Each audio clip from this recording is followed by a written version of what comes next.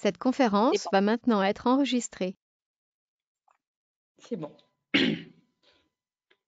Donc, voilà, enfin, Anaïs, vous connaissez le principe des cafés de la doc, vous étiez déjà présente, Aurélie aussi, Fernanda aussi. On aura droit à Donc, un on cours va. particulier aujourd'hui. C'est ça, Voilà, petit ce sera comité. pas trop long et n'hésitez pas à poser vos questions comme d'habitude. Alors, il faut que je me familiarise parce que j'ai un nouvel ordinateur et il faut que je. Surtout qu'il passe la diapositive suivante. Donc, en première partie, on va voir comment rédiger des références bibliographiques, comment citer ces références bibliographiques. Donc, une référence bibliographique, c'est une citation de données bibliographiques qui sont nécessaires pour identifier, pour repérer un document. Vous vous en servez quotidiennement, je dirais, lorsqu'on rédige un document, un rapport, des protocoles, des articles, des travaux, un mémoire. On s'appuie toujours sur des textes existants, enfin en principe, en général, soit des articles, soit des sites internet, même on peut faire référence à une image précise ou autre, et donc en général, on répertorie ça à la fin du document.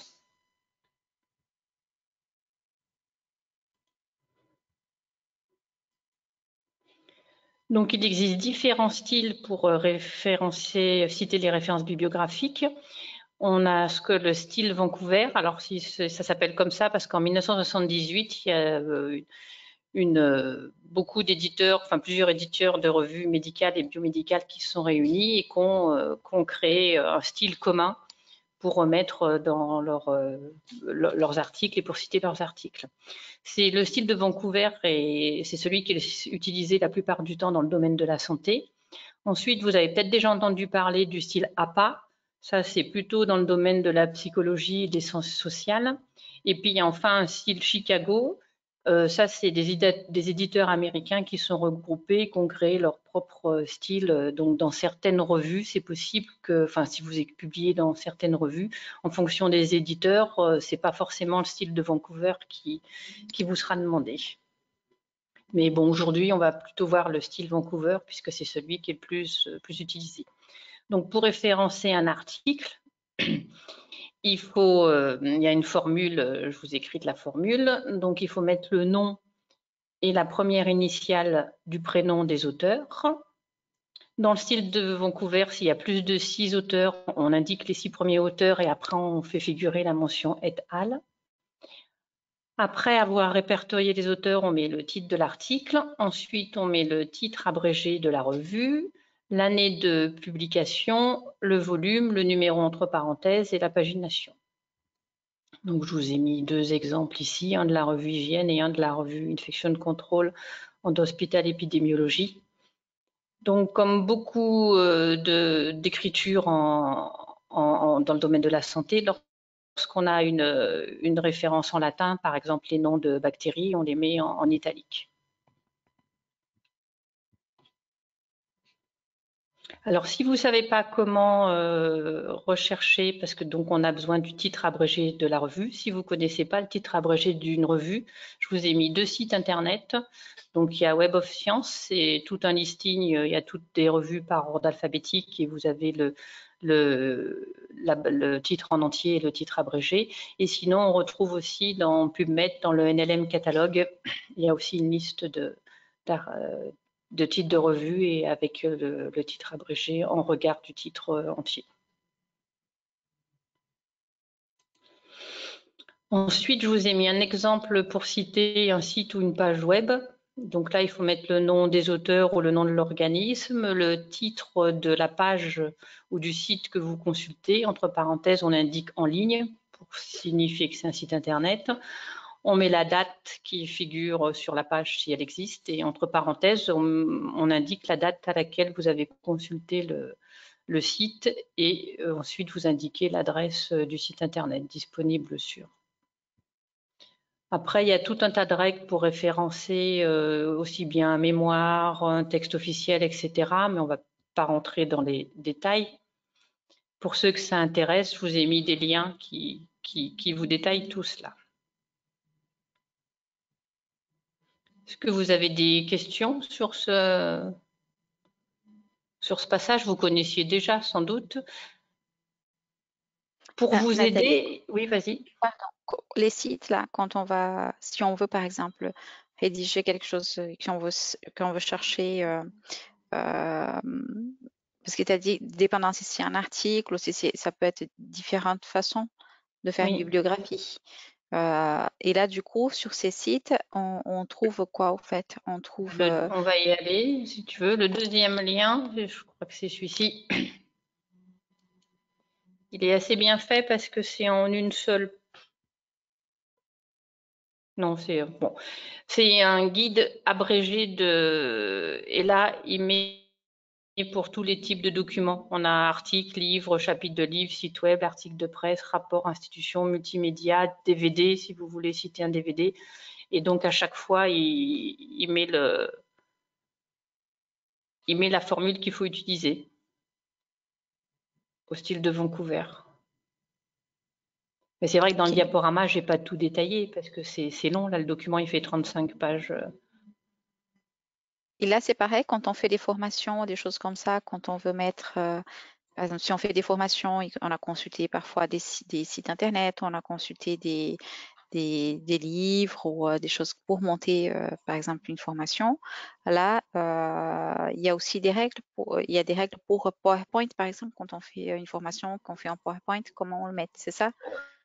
Non, enfin, quand tu fais une formation, quand tu fais un PowerPoint, c'est à toi de décider, enfin, je dirais, comment tu t'écris tes références si tu veux les écrire. Après, si tu veux utiliser le style Vancouver, bien entendu, c'est mieux. Et du coup, c'est ces documents qui t'aident à référencer ce que tu cites.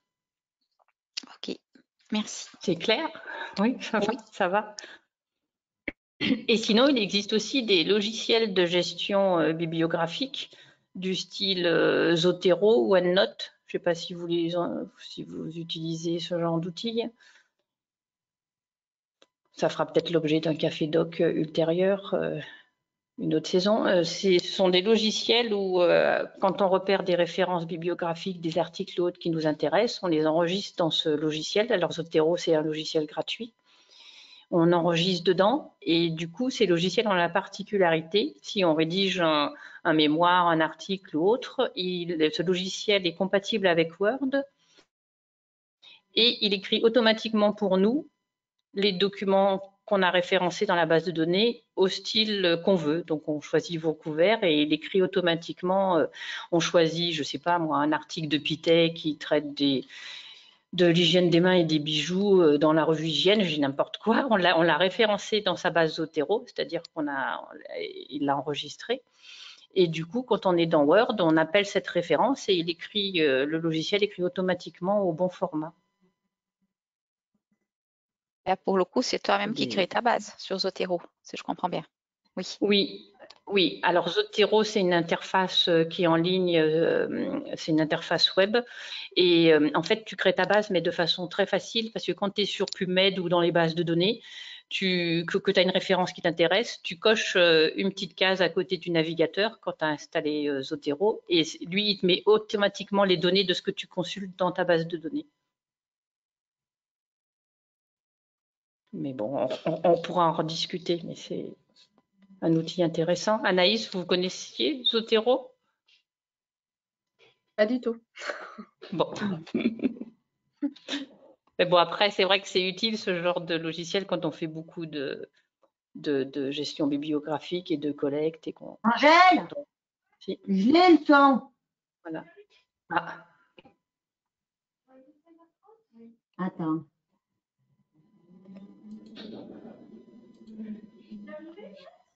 donc, je vais retourner au diaporama. Est-ce que vous avez d'autres questions pour le... Ouais.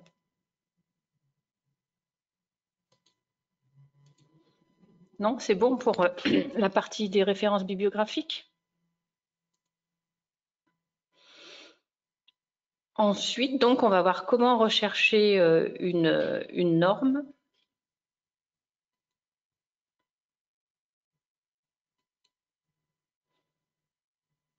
Donc, on l'avait déjà évoqué dans un café de la doc, enfin dans la typologie des documents. À un moment, on avait parlé de la typologie des documents, on avait parlé des normes. Donc, il existe différents types de normes. Il y a des normes françaises, des normes européennes et des normes internationales.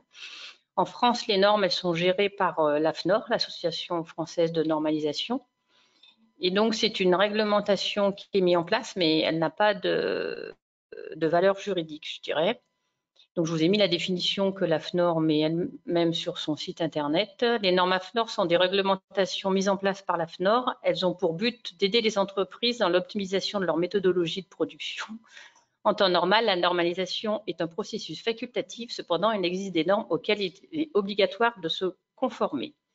Donc, comme je le disais, elles n'ont pas de valeur juridique, mais bon, c'est toujours bon de s'y référer. Et elles acquièrent une valeur législative, juridique, quand elles sont reprises dans un décret, enfin dans un texte officiel ou dans l'annexe d'un texte officiel.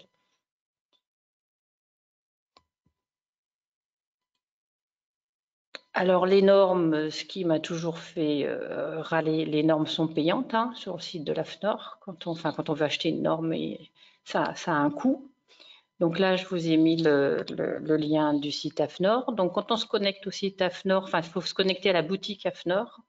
Donc, je vous ai mis le lien direct. Quand on se connecte, on aboutit directement sur une fenêtre de recherche où on peut rechercher une norme donnée. Donc, par exemple, si on tape N1500, on va trouver la norme antiseptique et désinfectant. Donc, on arrive à un premier écran, on a une notice bref, quelques champs, et après, on clique sur voir plus si on veut voir la totalité des renseignements. Donc, à ce niveau, on vous précise si la norme elle est en vigueur, et on le verra dans un écran plus tard aussi. Sur les notices, c'est indiqué aussi si la norme elle est d'application obligatoire, c'est-à-dire si elle est référencée dans un texte officiel et là, elle est opposable et elle est obligatoire. Vous avez la possibilité sur la gauche de filtrer la recherche en cochant les cases, si on veut justement ne rechercher que des normes d'application obligatoires, si on recherche que les normes en vigueur. Parce que dans leur base de données, l'AFNOR recense toutes les normes qui existent depuis le début de l'AFNOR, donc on en a pas mal qui sont annulées. Et elle recense sur le site de l'AFNOR et aussi recenser les projets de normes. Donc après, là, je vous ai un exemple d'affichage de résultats. Donc on voit bien en rouge, c'est indiqué la mention que la norme est d'application obligatoire et on le verra aussi sur un écran dans une diapo plus tard. Pour les normes d'application obligatoire, on a la possibilité de pouvoir les consulter gratuitement en ligne. Enfin, on avait la possibilité de les consulter en ligne parce que ça fonctionnait très bien jusqu'à la semaine dernière et quand j'ai essayé entre midi et 2 réessayer, il y a certaines normes qui sont plus consultables temporairement. Du fait c'est surtout des normes ISO internationales et des normes européennes. Elles sont actuellement plus consultables. Bon. Vous pouvez aussi visualiser un extrait de la norme. Et pour chacune des normes, bon, bien sûr, vous avez vu, on a le prix de la norme tout en haut. Et puis, on a des informations générales comme la date de parution, le nombre de pages, un résumé de la norme. Il est indiqué si la norme, elle remplace une autre norme. On a un sommaire et on a le coût, son coût.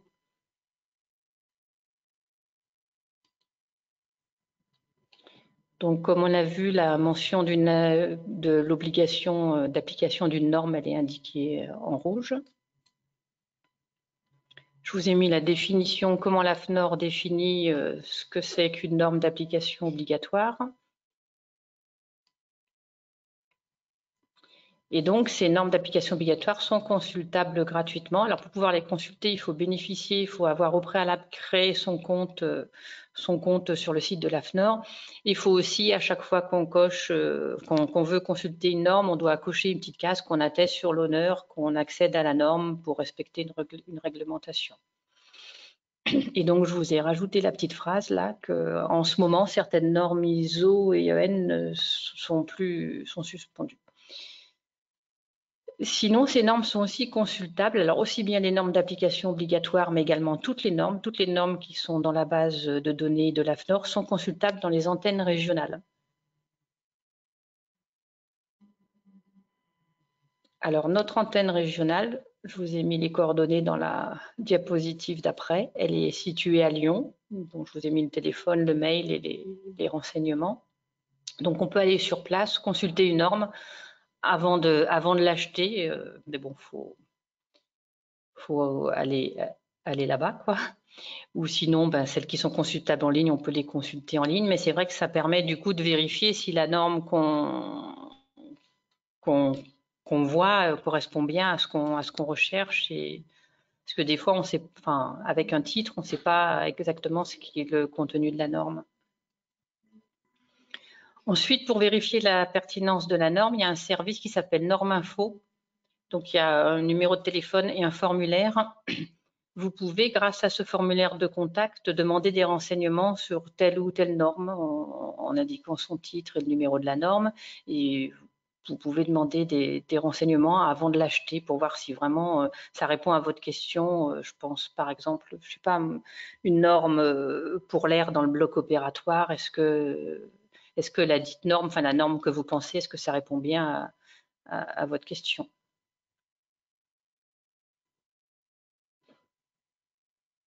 Voilà pour la partie norme. Est-ce que vous avez des questions ou des remarques?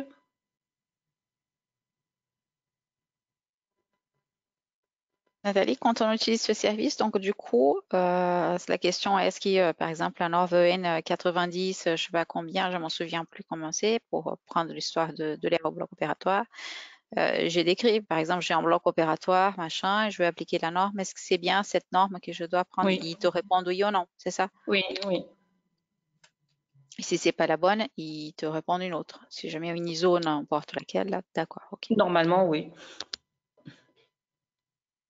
C'est un service d'aide. Bah, ça évite d'acheter une norme pour rien, quoi, parce que les normes sont assez onéreuses. Hein. 300 euros, souvent, enfin en moyenne, 300 euros pour une dizaine de pages. Donc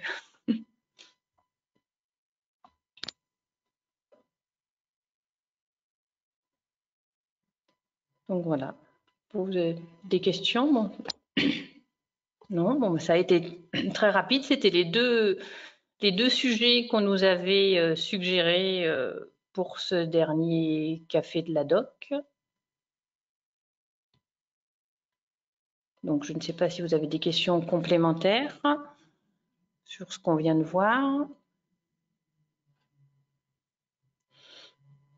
Non, sinon on voulait faire un petit retour sur les cafés de la doc précédents et surtout vous écouter. Bon, on n'est pas très nombreux, mais on est là, comme vous le savez, pour répondre à vos questions et pour vous aider le plus possible.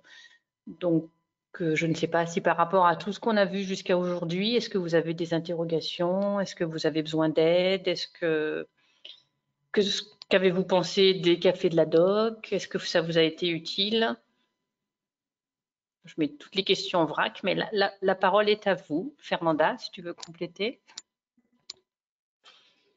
Non, non, je sais pas. Oui, c'est vrai que ce qu'on avait pensé avec Nathalie, c'est que parmi les cafés de la doc, je pense qu'Anaïs, toi, tu as dû assister à pas mal, je crois. Je pense que presque à tous, je dirais. Parce que j'ai le souvenir, tu étais une fidèle. Voilà. Sauf Et c'est de savoir si parmi tout ce qu'on a fait, par exemple, s'il y a eu des choses qui t'as essayé d'utiliser et qui, au fait, voilà, qui auraient encore peut-être besoin d'aide et tout parce que c'est vrai que c'est très condensé. Tant PubMed, je pense qu'on n'utilise pas beaucoup, mais que ça soit sur les recherches sur le site du REPIAS, les recherches sur Légifrance, les recherches sur des choses comme ça, si ça a été, si ça a facilité, si c'était acquis, ou s'il y avait des choses qui étaient encore, qui avaient encore des doutes. Donc voilà. après, ça a été très intéressant. Par contre, il faut mettre en pratique derrière. Donc, je pense que c'est en pratiquant derrière qu'on va peut-être avoir des questions. Après, ça a permis de voir les différents sites où on pouvait faire des recherches et comment on pouvait rechercher, parce que c'était complètement abstrait, où on faisait une recherche trop large souvent et on ne se rendait pas compte de l'impact que ça pouvait avoir derrière dans la recherche. Et pour les normes, c'est intéressant parce que hier, on recherchait au niveau des normes, donc c'est bien tombé. Bon, ben voilà.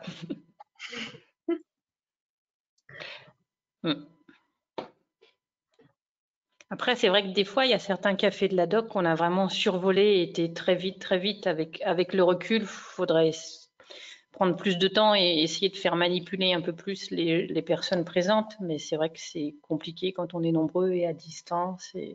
Non, mais ça permet d'avoir une belle approche avec quelqu'un expérimenté derrière. Donc c'est top, c'est bien.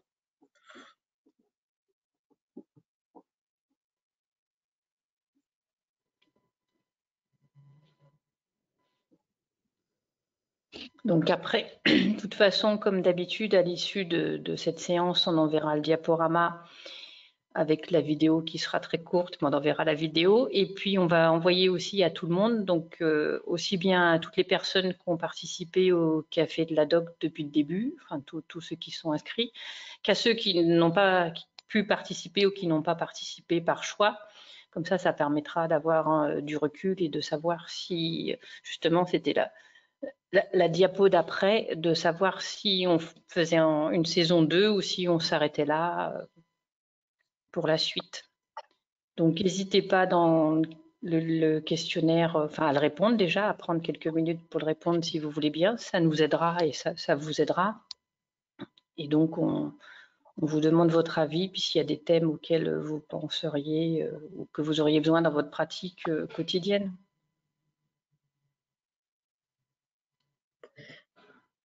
Du coup, j'ai une question qui va peut-être sortir un petit peu du contexte par rapport aux normes.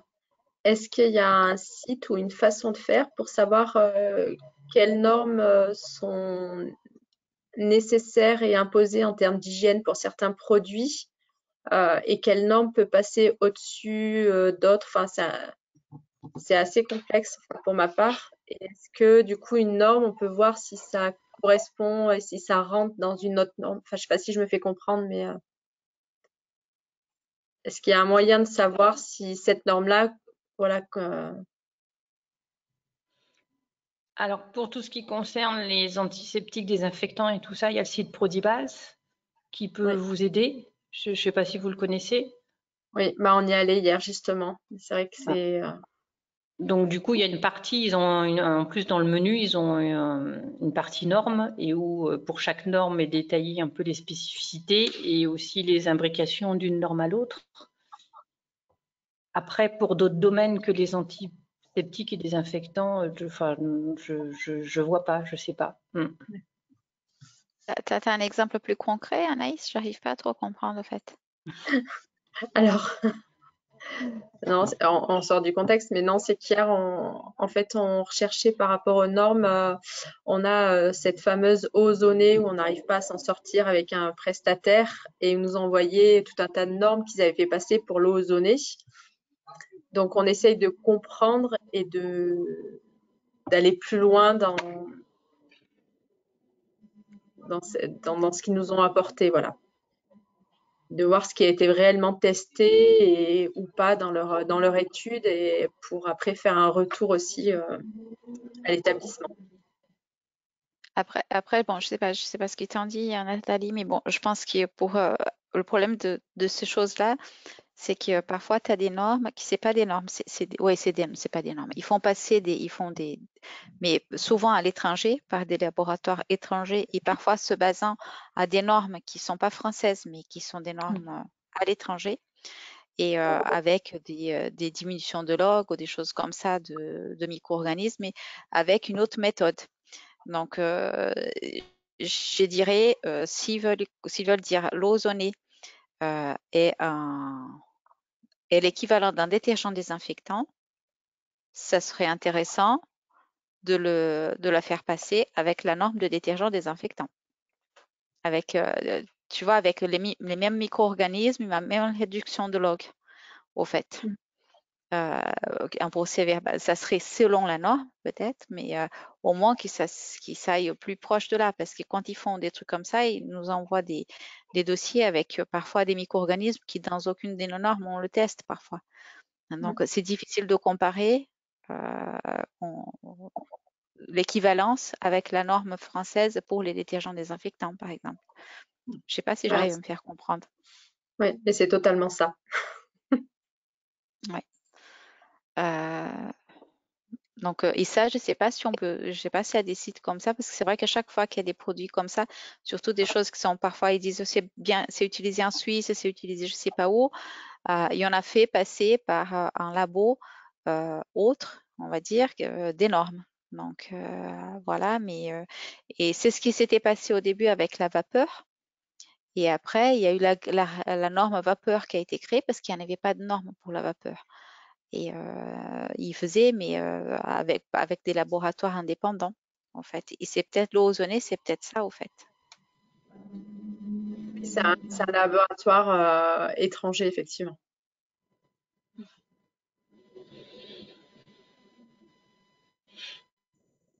Après, du coup, les normes qui vous citent, oui, il faut voir si elles sont, enfin, d'où elles sont. Si c'est une norme ISO internationale ou pas, ou européenne, ou alors d'un pays quelconque, oui. Et c'est une norme européenne, là. C'est un pays européen dans le laboratoire. En fait, si j'ai bien compris, Après, si tu voulais savoir si cette norme, elle existe en France, c'est ça? Oui, c'est ça. C'est pour savoir si ça peut être rattaché à une autre norme, si ça passe au-dessus ou en dessous. Enfin, voilà, un moyen de comparer, entre guillemets, même si on a on sait où nous ce qu'il en est, mais après il faut le démontrer aussi aux établissements, c'est ce qui est plus compliqué. si c'est une norme reconnue d'application européenne, elle doit être appliquée en France, si c'est une norme vraiment validée européenne. Et dans le site de l'AFNOR, il y a les normes européennes, vous les trouverez. Ah oui, oui. Voilà. C'est les normes EN. Si vous avez un numéro, vous pouvez essayer de chercher sur le site de l'AFNOR en tapant EN et le numéro de la norme qui vous est donné, quoi, pour voir si vous la retrouvez. D'accord. Mais après, sur le site de l'AFNOR, il n'y a pas de notion de correspondance entre normes et tout ça. D'accord.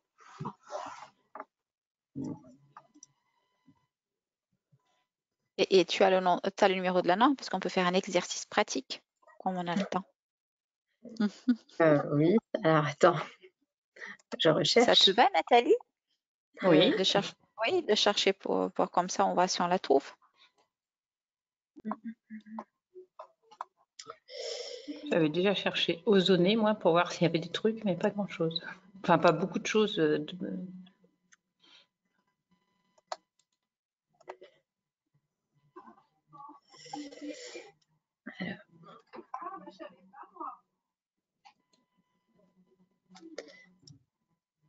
Ah, c'est marqué norme, mais UNE. Alors moi, ça me parle pas. UNE-EN. Oui, et après, il y a un numéro. Et oui, 13 697. Et après, il y a 2 points 2015. Plus Je sais pas si A1, on 2 met deux points points. 2020.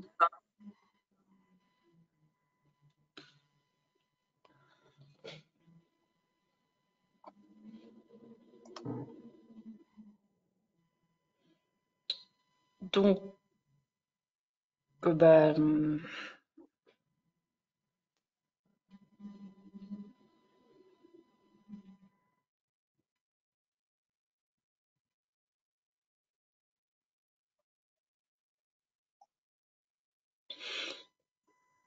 y avait écrit IN, non, il n'y avait pas écrit IN. Parce que là, la première, c'est une EN 13 697, IN, mais elle est de 2019. Non.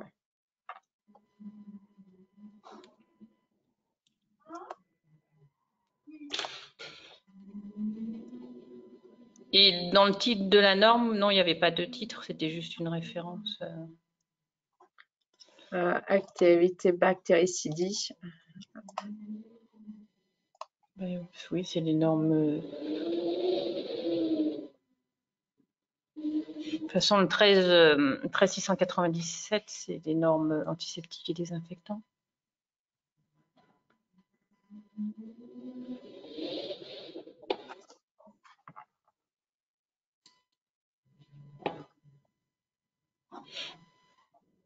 Bon, c'est un cas pratique pas facile.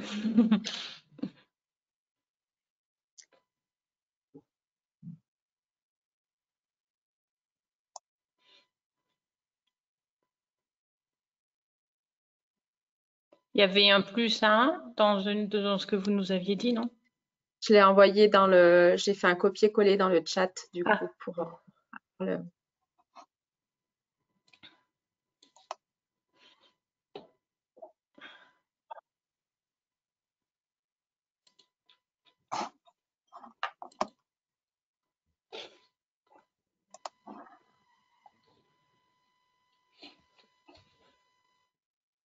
On va essayer de taper ça.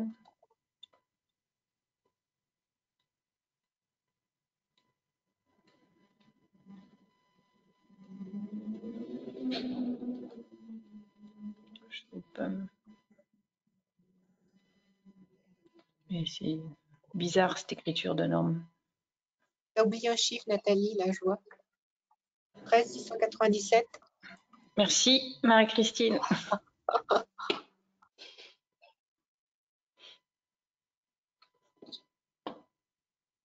Parce qu'au fait, la 13 697 tout court, c'est une norme de l'agroalimentaire, au fait. Ben oui, c'est pour ça que C'est une norme de bactéricidie pour les surfaces en agroalimentaire, et c'est celle de 2015, et collectivité en conditions de propreté aux saletés. Donc voilà.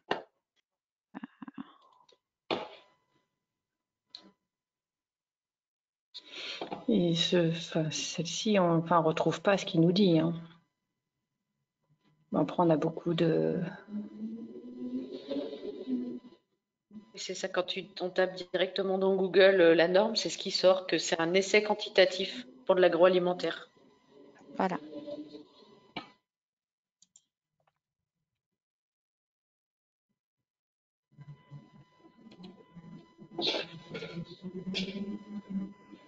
Donc du coup, ça ne nous va pas.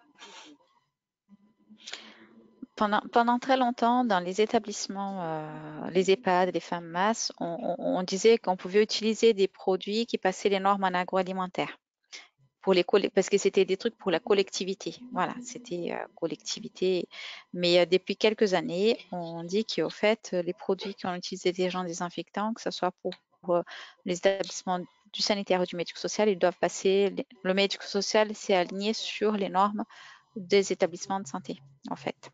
Donc là, pour le coup, en établissement de santé, tous ceux qui passent que ces normes-là, on va chercher la bactéricidie, mais la bactéricidie pour les normes du secteur du sanitaire. Donc voilà. Donc ouais, peut-être qu'ils ont pris la norme ils ont fait selon la norme EN 13 697 de l'agroalimentaire. Peut-être que c'est comme ça qu'ils ont fait, je ne sais pas. Du coup, Anaïs a répondu à vos questions ou... Oui, oui, oui. Non, non, oui, oui. Mais du coup, ça fera une autre base de données à aller voir. J'étais pas allée sur la FNOR, j'avais fait que Prodibase. Mais la FNOR, il faut passer un peu du temps et trier parce qu'en tapant que quelques mots, il nous sort tout un tas de trucs de... Enfin, vous voyez, il nous en sort des pages et des pages. Donc, après, quand il y a le tri par pertinence, les résultats qui apparaissent en premier, ce sont toutes les normes qui ont là, par exemple, 13 697. Après, en dessous, ce sera des choses... leur façon d'interroger est très, très large, je dirais. D'accord. Merci en tout cas. De rien, merci à vous pour ce cas pratique.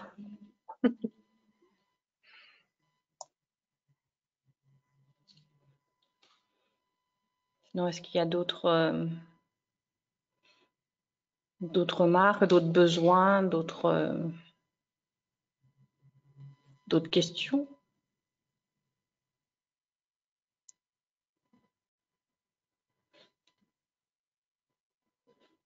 Non? Tout est très, très clair pour moi. Merci. Après, on verra suivant l'enquête, mais sans doute qu'on mettra à disposition sur le site du CEPIAS les diaporamas des différentes séances pour que vous les ayez à disposition tous, quoi. C'est vrai que dans les diaporamas, à chaque fois, on a essayé de donner des petits trucs et astuces, comme je pense par exemple au site du REPIAS et la base de données du REPIAS, de bien penser, de décocher les filtres avant de refaire d'interroger la base, de ne pas utiliser Internet Explorer. Enfin, il y a des petits trucs comme ça qui facilitent les choses.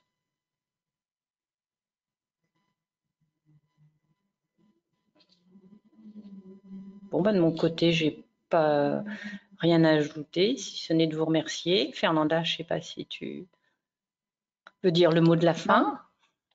Le mot de la fin, c'est que bon, on remercie surtout notre fidèle Anaïs qui était là tout le temps pour le dernier.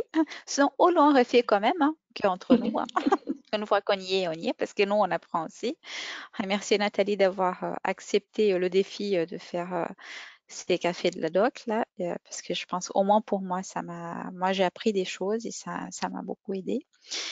Et voilà, et dire que après l'enquête, donc on verra s'il y aura une suite ou pas, ou si c'était voilà, si on fait d'autres choses, si on fait des tutos, des choses comme ça, ou si ça a bien répondu les besoins, ou s'il y a d'autres thématiques pour lesquelles peut-être qu'on n'a pas besoin de faire des cafés de la doc avec autant de saisons, mais peut-être de temps en temps faire des points précis et monter quelque chose dans ce genre-là. Donc voilà. Donc merci, c'est tout.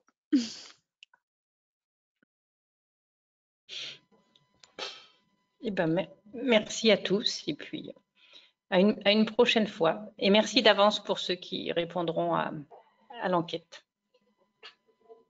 Bon après-midi. Bon après-midi. Merci, au revoir.